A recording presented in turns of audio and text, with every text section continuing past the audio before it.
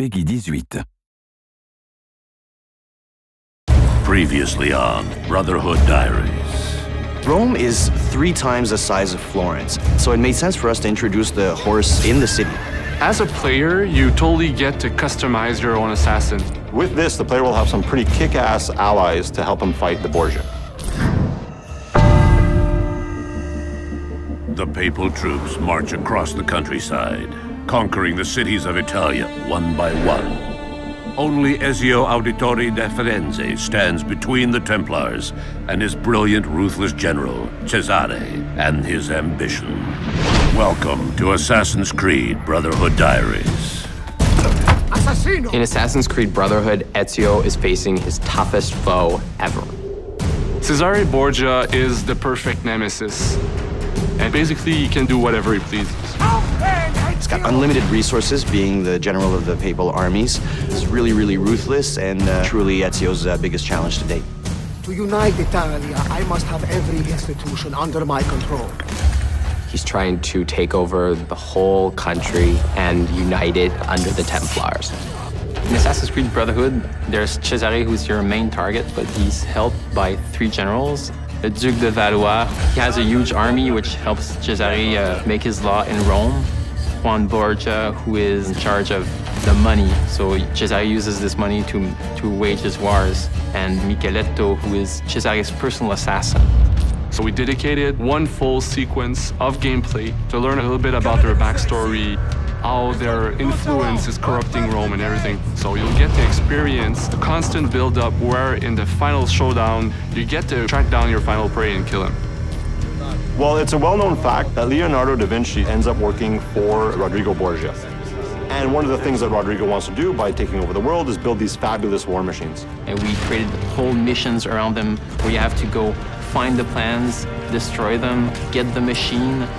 You actually get to use it and then destroy it so that the Borgias can't use these war machines in their fight. In AC2, we had what we call the secret locations. People really loved that, so we decided to bring them back in Assassin's Creed Brotherhood with a twist, of course. And once you find them, something interesting is going to happen.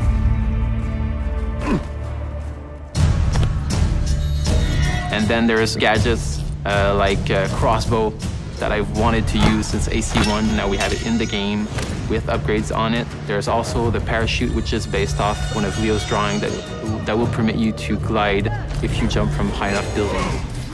Our new strategy for combat in Assassin's Creed Brotherhood is to strike first and strike fast. We wanted to reward those that really had a more aggressive approach to it. We wanted the player to feel badass when he was performing these counter kills. So that became sort of the trademark of what the combat system is.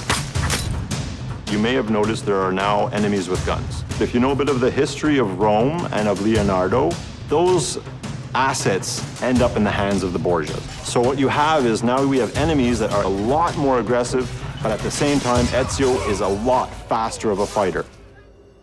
The Papal Guards are basically the ultimate elite guards that we're going to have in Assassin's Creed Brotherhood. Their sole purpose is to kill Ezio.